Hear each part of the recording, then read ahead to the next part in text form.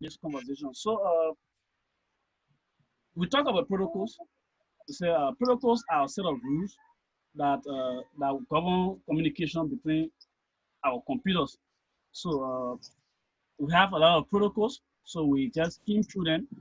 Some protocols are for wireless network, and some are for local area network. Okay. Mr. Blummer, can you unmute everybody? Can you mute everybody? Okay, should I? All right, Lucien. Yeah. Okay, I see you here. You won't continue? Go ahead. So, say Complete what you're doing. Just complete it and let me jump in. No, actually, we were just about getting started. We were handling some issues with grades, the days for the exam and the quiz. So we're just trying to handle the issue before going further. No, just continue. I will be typing something in the group chat. Two assignment, and when it will be assigned, I'll be done in 5 minutes. Then I will take over this section. Okay. All right. So protocols are set of rules that govern communication. So especially communication between computers. We have a lot of protocols, and some of them are designed for wireless network. For wide area network, and some of them are designed for core area network. So we know what wide area networks are. These are communication or networks that involve computers that are far apart. So computers that maybe from one city to the next city, or computers that is one country and to the next country. And local area network involve computers and devices connected closer to each other, maybe in a building or uh, in a school or in our offices. So the most common protocols that we, and I call it the most important set of protocol for communication in network is called the TCP IP protocol. So that is the protocol all computers using the IP protocols follow for communication between the computer and other devices. So other All right, get mute everybody.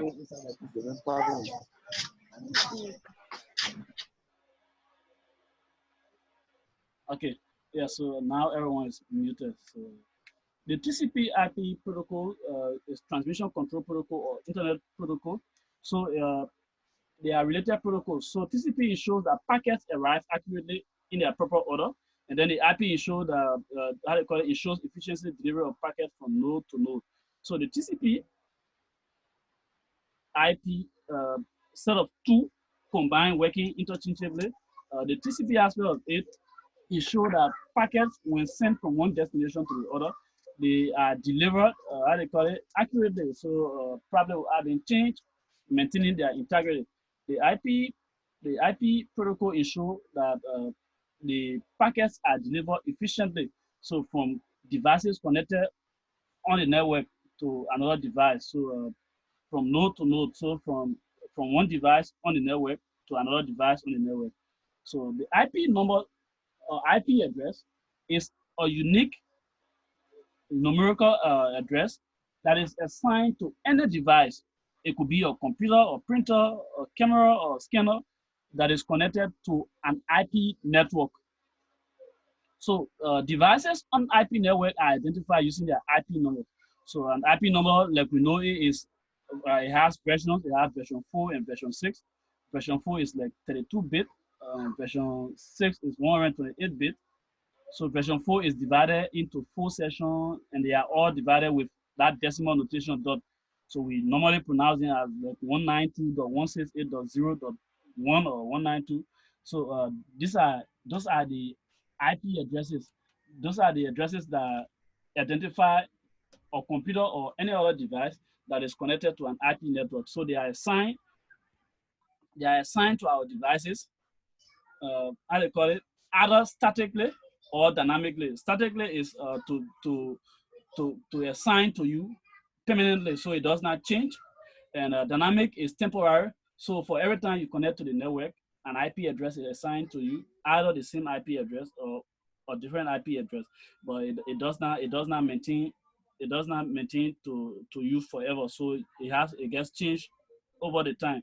So when they are assigned to us statically, that means it is assigned to us permanently on a particular network. That IP address is meant for a particular device, so it does not change. So another term is the DNS, domain name service. What domain name service does is a work between our IP addresses and our recognizable names. So IP addresses are normally hard to remember, and for our human mind or for we human, we don't easily remember IP addresses, but remember name. So like for instance, the name facebook.com is easy to remember than maybe the IP address that is assigned to facebook.com. It might be maybe 172.16.4.4, 172.172. So the name facebook.com is easily remembered. So domain name service is that service that is in between changing our IP addresses to our recognizable name and our recognizable name to IP addresses. So when you tap an IP address or when you tap a domain name facebook.com, DNS converted to its corresponding IP address, and then it locate the device that is meant for. So Ethernet is a protocol. So it's a protocol for local area network, and so normally it is done with the aid of coaxial cables and our twisted pair cabling. So another term we want to talk about is gigabit internet, gigabit Ethernet. So gigabit Ethernet is an Ethernet connection that has the power to transmit at a speed of gigabits per second. So it has a speed of gigabit per second, maybe 1 gigabit per second or 4 gigabit per second. That is the speed at which the information travel on a particular Ethernet line.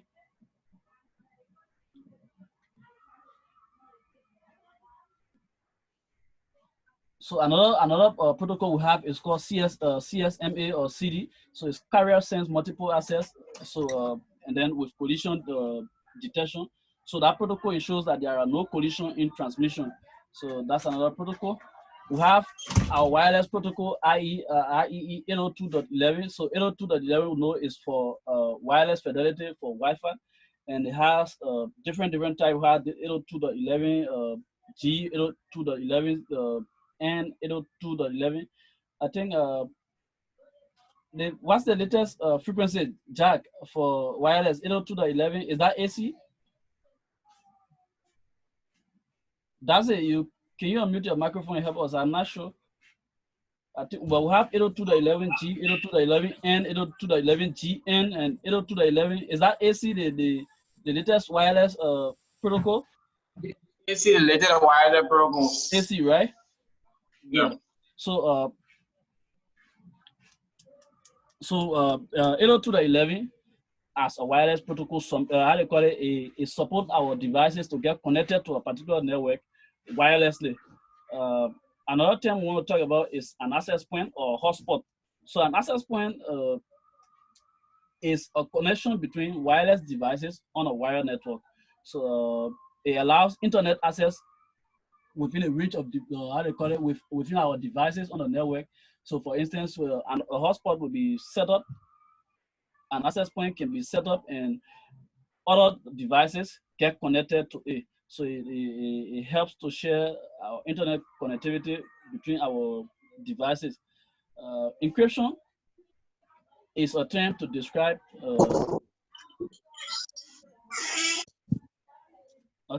encryption is a term to describe some security that are applied to our packets that will transmit from device to device. So encryption ensures that packets are encoded, that certain codes are added to packet heads, and ensures that these codes are provided before the packets are assembled at their destination. So it use keys. So we have the involvement of private and public keys.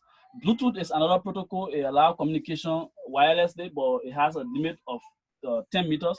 So with Bluetooth, you can send it or you can transmit voice, you can transmit data, and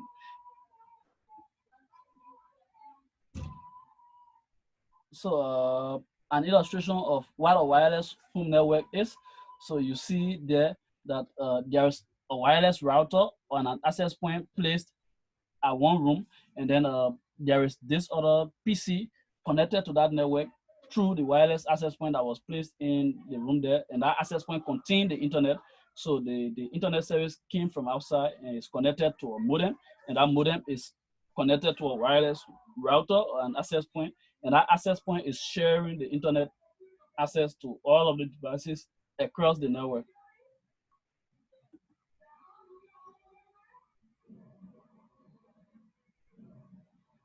So we have a lot of wireless protocols. We have WiMAX. So WiMAX is WiMAX is a wireless protocol, but it has most speed, and then it goes for a very long range also. So it works within cities. So since it is capable of transmitting transmitting at long range, it works especially within cities. Like you will see an access point is placed maybe at the tower of an ISP, and then customers at certain distances. For instance, I live in maybe Johnsonville. I may have an access point, or I may have an access point placed at one of my service providers' tower, maybe at Bannersville Junction, and I may use a WiMAX device, a WiMAX device that is capable of transmitting long range to get connected to that access point from Bannersville. So we have another wireless protocol. It's called mobile broadband wireless access. So it's compatible with IP services, Wi-Fi, and Bluetooth. Okay, so we have the following wireless protocols, and you see what range they can transmit, and what is the maximum speed of data that they transmit. For instance, we have 802.11a, 802.11b, 802.11g, 802.11n. So 802.11a transmit at a distance of 75 meters or 250 feet, and it transmits data at the speed of 54 megabits per second, and it's mostly used in our local area networks. So the one with there's WiMAX there is 802.16. It transmits about 50 kilometers, so that's like 31 miles away. That's very long distance, and it transmits at a speed of 100 megabits per second. So those are all of our wireless protocols and the range they can transmit from and the speed at which they transmit. And the last option there, the last column there indicates where they are widely used, whether in local area network, wide area network, or personal area network, whatever it may be. So we talk about the generation of mobile communication. So like we may already know, mobile communication has generation, and we said I think there are up to 5 generations. So the first generation of mobile communication, the 1G, started with analog signal. The second generation, which is 2G, it started with digital, and how they call it, there where I think we started text messaging or something like that. So it used digital voice encoding. The third generation, the 3G network, came in with much more speed, and then it supported videos, and it supported video conferencing, it supported internet access. So it had data added to the services. So besides voice and text messages in a 2G, the 3G added data access. The fourth generation is data only. The current one that we have, and it went on to include packet switching, and then it had more security. There is one that is what would I say, development or in transition, is the 5G, much more speed, and then it shows connection at the twinkle of an eye. So those are the generations of our communication. They started from the first generation, which is the analog signal. We went to the second generation, the third generation, the fourth generation, and then the fifth generation now. So they are all shorthand as 1G, 2G, 3G, 4G, or 5G.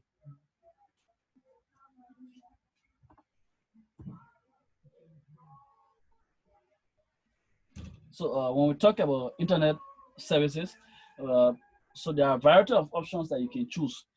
when you want to subscribe to a particular internet service provider. So you want to look at the downstream. The downstream in internet connectivity, we how they call it, we tell us at what speed we can receive communication from the network. So maybe at what speed we can download uh, information on a particular network or service provider. Upstream would mean at what speed we can transmit data or we can send data. So one of them, downstream, we tell you the speed at which you can bring in data from the network to your PC or your device. And upstream, we mean what is the speed you can transmit out or you can send data out from your device to the network. So normally, services with lower rates of upstream than downstream are suitable for most individuals and businesses because normally we pull more data than the ones we send. So most individuals and companies will normally love service providers that have fast download speed than that of the upload speed. So there are various internet services. Lucien talked about the one dial-up, the BPL, the cable, the DSL. We talk about tier 1, tier 2, tier 3.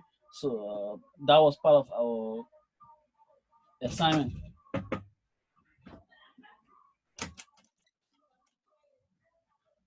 So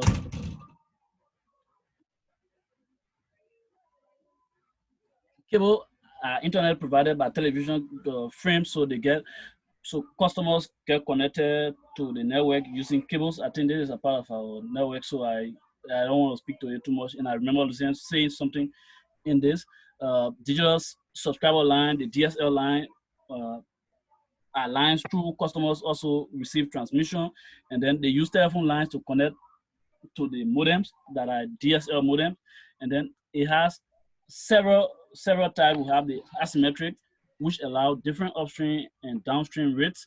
Symmetric provide high speed in both directions, so but it's only for short distances. Cephas, you want to say something? Yeah, I want to know. Yeah. How can a speed of a device or communication is determined? How the speed is determined? Yeah, for a data communication. How the speed is determined for data communication? Meaning, yes, you are giving much. You got my. Yeah. Okay. How can a speed of a data communication or transfer of data is determined? Okay. I will say there are several. Yeah. Then my next question. Yeah. We have kilobyte, we have megabit, we have megabyte, then we have gigabyte, we have terabyte. Yeah. So, I think from my, if I may ask, what I care to know is there a standard for each of the category? That one maybe for kilobyte is from 0.1 per second, or for terabyte for megabyte is 0.2 per second, up to terabyte. Okay. All right. So let me speak to it. Jack, you have your hand up. Yes, I just want to speak to his first question. Okay. That had to do with the speed of the determination of speed. Yeah. Okay. Usually, administrators really determine the speed of the internet by the upstream. So if your upstream speed is faster, that is, your work will be very, very easy to do, because there are more individuals on the internet that will really extending files and doing other things. But for real, administrators in the work environment, they don't really focus on the downstream, because they don't care about what you download or what you doing on the download. They care about the upstream. So they can really specify if the ISP is giving the internet is can really stress on the upstream to be high megabyte than the downstream. Okay, so thank you, Darcy. So if I'll speak to it, when you talk about upstream and downstream, what do you mean? You know, upload and download? Yeah, the speed Yeah, at which you can send upload. data and the speed at which you can receive data. Yeah, my question is, yeah, that the individual, Okay, determine all the equipment. so Jack. So come now, let me speak to it. Hello, Jack. So determine the Yes. Hello. Yeah, Yeah, Mr. hello? Koda. Can you hear me? Yeah. All right. To determine the speed. I'm getting you. The speed of Jack, the speed of. Jack, my question to you is: if simple question to you was to be, how do you determine the upstream and the upload of data? What would you say then? Because I think basically you said the speed is determined by the upload. I think what you're trying to say is that when you have good upload, it means you have good speed. But I think his question is actually the way I understood his question, and he's there to speak for himself. What determines a speed? How do you know that this link has this speed? What influences it? So if you say it's the upload, that's fair. But then if the question now is what determines the upload of a transmission line? Yeah, upload or download. So okay, we got any of them actually. What determines both the upload and download? So let me see first. Yeah. Yeah. So your speed will determine will depend on several factors. It will depend firstly on the speed you are receiving from your ISP. Okay. Yeah. It will depend on your devices you're using, the cables and maybe the modem and. Correct. Yes. So it would depend on those devices. So even if you receive a speed of 1 gigabit per second from your and also more importantly,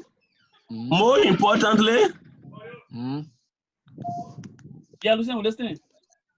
Emmanuel, thank you for that. Let me jump in. Your speed will indeed depend on the devices you are using. For example, if you are using a hub instead of a switch, that switch or hub only have certain capacity can pass through the interface. I don't care what capacity your provider provides for you, you can't go beyond that. That is one. Sometimes, even if you have weak computer, the processing power is slow. Your speed can be, even if the path is available, your computer will not process fast. More importantly, the speed is also dependent on your media of transmission. If you're using radio, some of the radios inherently, even without the provider clipping it, it can only do 10 meg. So even if the provider open up 50 meg for you, you will never attain it because the media you're using can't go up there. So just to confirm what Emmanuel said, that is correct. Your speed is dependent primarily on the devices you're using, your transmission line, and what your provider allocates to you. But what we have experienced is that most time the transmission line are high and your devices are high. It is the provider that have something they call bandwidth management. They use to limit your speed to what you're paying for. And of course, most time.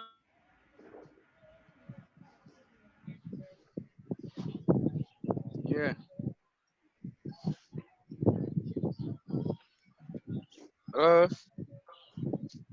Let's see. I think he's having challenge, so let's see if he come back in.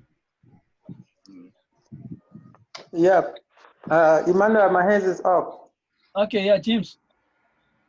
Yeah, to just add to that, to what the customer brother asked.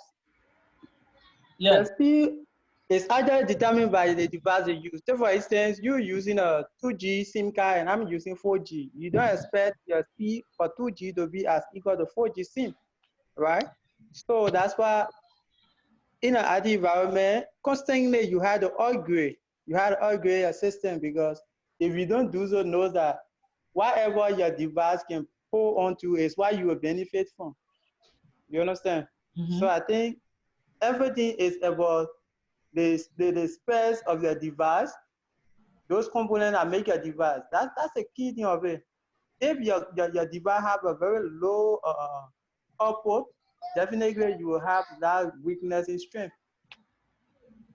You see, okay, so it's all about your device. It's not about the administrator determine The administrator only determine provider if you are in a environment or server environment where administrator distribute according to the speed they want you to use. Connect my power. Hello? Yeah, go ahead. Yeah, we're listening. Yeah. The administrator will determine if you are working in a corporate environment and then the server is so they say, but that will be straight to the department, right? But if you are a subscriber, individual, you are a subscriber, your device will determine the speed you use. So I think that's the clarity of it. Okay, like again, like we stated earlier, the speed of internet connection is dependent on several factors. So it actually does not depend on your device alone, but your device play a part. So the first thing is it is dependent upon your service provider. So yes, the first place it depends on the speed at which the speed your service provider is giving you. So if your service provider provide you a connection speed of maybe 10 megabytes per second, that is 10 meg, then your devices will be able to transmit at that speed. And another dependent. Yes, Yes, for me, I think it's an injustice to the service provider in a sense where, if you're talking about network transmission, if the service provider provides 100 meg, what happens and your device can only hold on to 10 meg? But this is why you can't limit it to one thing. You can't limit it to just that's why we're saying we agree your device is playing a role. But for me, I feel that I feel that your device is carrying a role model for that something. No, I don't think so. The device, the internet is coming from a service provider. The internet is coming from a service provider. So why if I have a device that can transmit gigabit per second, I only have 10 megabytes per second from the service provider. So the first thing is what I'm paying for. What I'm paying for will first determine my speed. And then the next thing will be, how is it coming to me? The media through which, the media that I'm being used. So for instance, if you have a connection that is coming to you and it is done through fiber, that is fiber to your home, it tends to have more speed as compared to maybe a communication that is sent to you through wireless. Because the radio signal will have a break-in, maybe the trees, the buildings, we interrupt your signal before where it reaches to you. Or if you are transmitting through a cable, maybe through a coaxial cable that can transmit data at a particular speed, or maybe 100 megabytes per second, and at a particular range limit, it will also play a part in your connection speed. Then now you come to your devices. If you are receiving a connection with a speed of 10 megabytes per second, and you have a device that can only transmit maybe a switch that will only transmit maybe 5 megabytes per second, therefore it will reduce the speed of your network. Yeah, Sam Cody, your hand up. I also taking another when we're discussing the ground class, we're also discussing the issue of the bandwidth. I think also another factor we can take into consideration. Yeah, bandwidth is the speed that your network can communicate information. Lucian, you here, right? Hello, Lucian, are you back?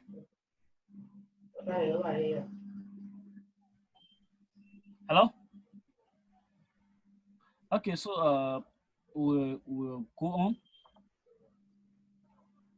Where were we? Emmanuel, which page are we reading from today? We started from page 34. Okay. On slide. So a lot of the protocols we not talk about. So like the DSL, the tier 1, tier 2 lines, those are the satellite communication using satellite signal.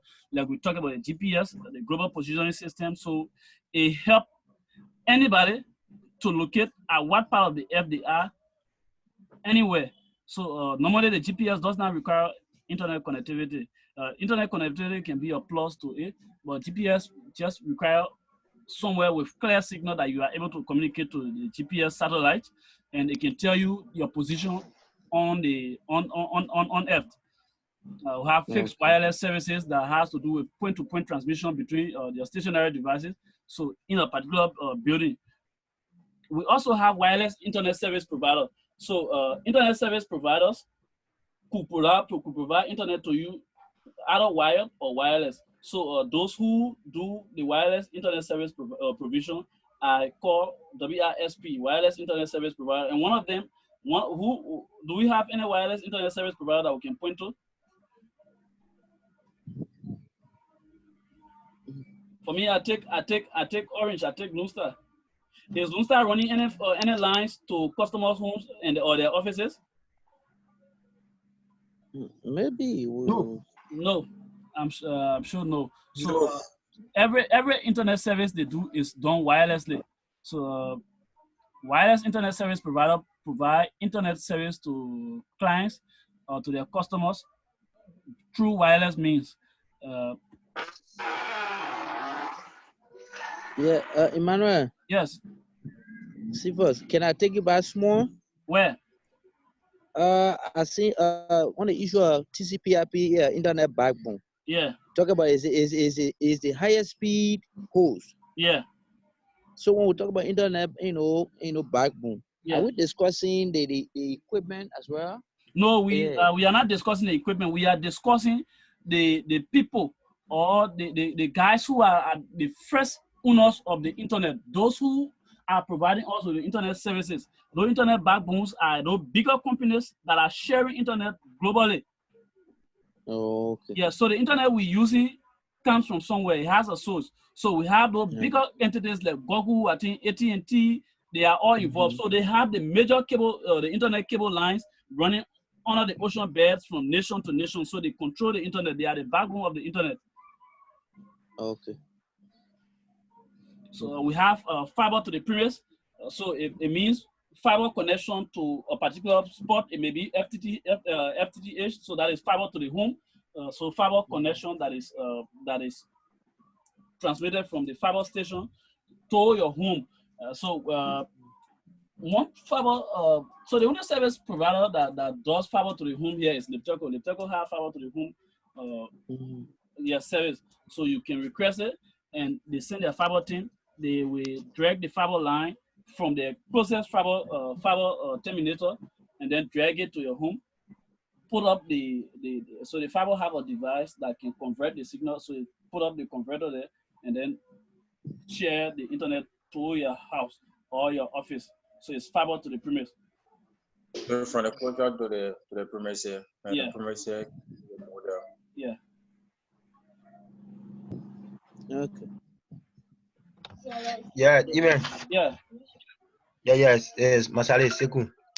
Yeah. Yes, I want to know, like, let's say if I'm actually doing the fiber to the home, and at that home area where I have so many customers there to supply. So actually, what do I going to introduce on at least? Because like actually, like using the fibers, I wouldn't want to utilize one link of that fibers. So what I'm actually going to do to that area?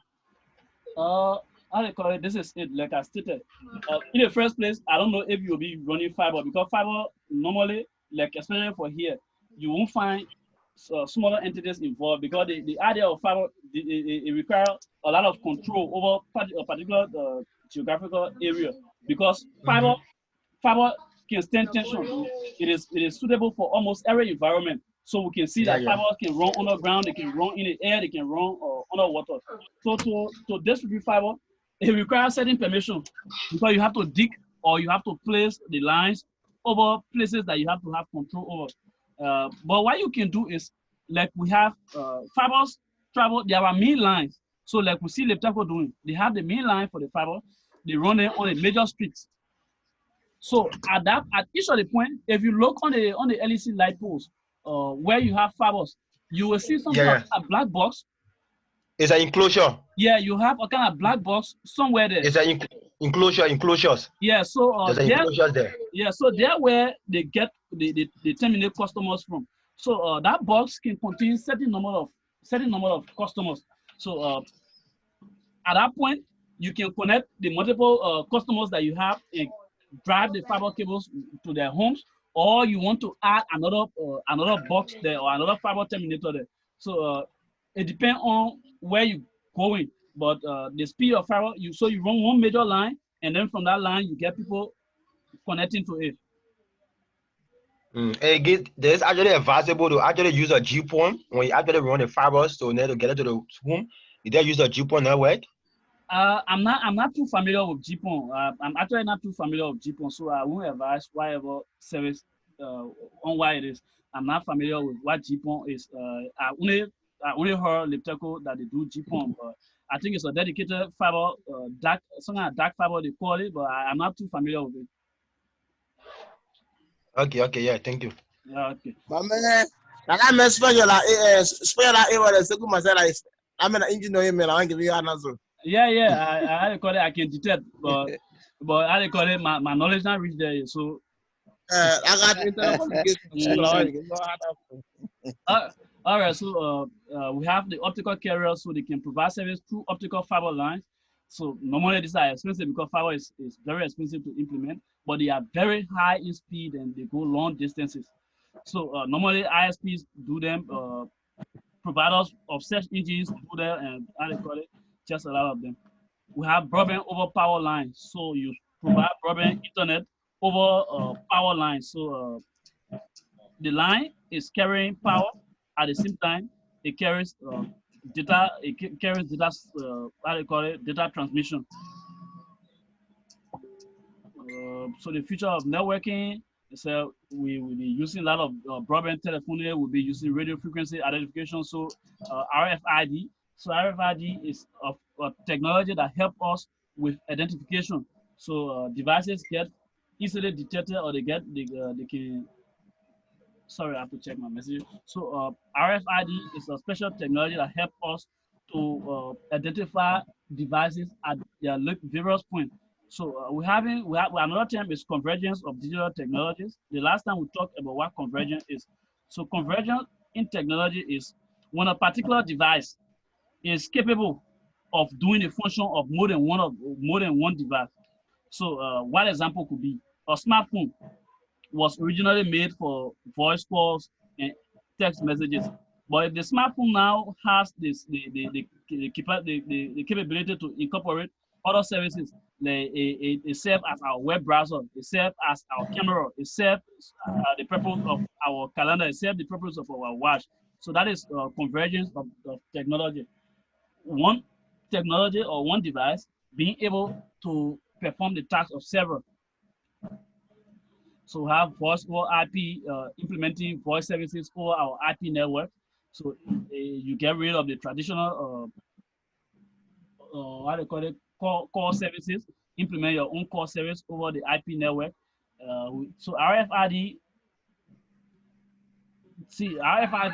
like we see, is used sometimes for access control, for tracking people, tracking animals, for management of livestock, like the anti-theft measures on our keys and other things. So RFID is about identification, so it helps us identify devices at a particular distance so we can track them. So these are all the ways you can use RFIDs.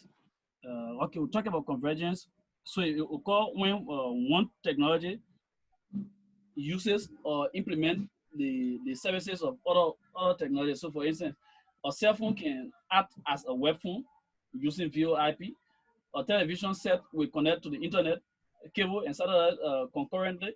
PDAs function as television, and then they function as phones also. So just cell phones will read RFID on product to compare the prices and make purchases.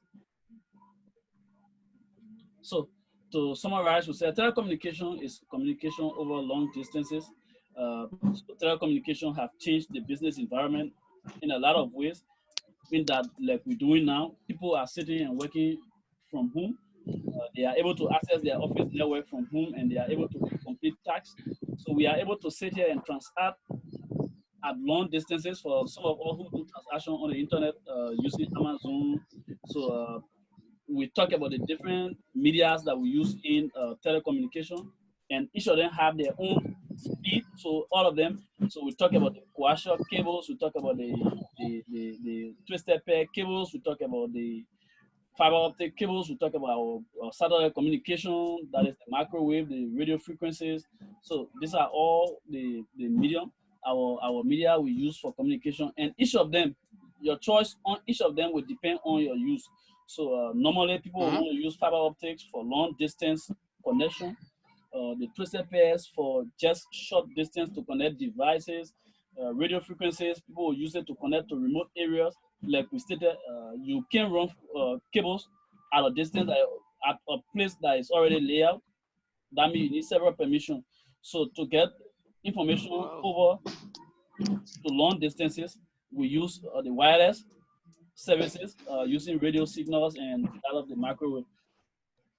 So we talk about VPNs, that a particular public private network using the public network to transmit information from one end to another, especially the internet, but then in a secure manner, in that your identity is hidden and people on the internet are not able to see you.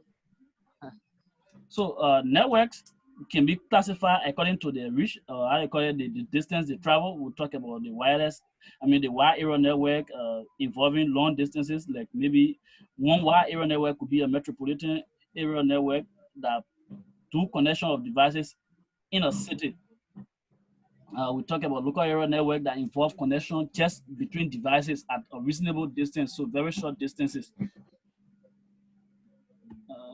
So we talk about two ways of communication line. We talk about packet switching, we talk about circuit switching. We talk about network protocols, that is the TCP/IP protocol. We talk about wireless technology. We talk about so we've talked a lot. And lastly, we ended on RFID. Lucian, you here? I think this guy is not. So before we move to our next slide. Yeah, I'm here. Emmanuel, I'm here. Okay, so with Emmanuel? Yes. Okay, so I will take over in 2 minutes.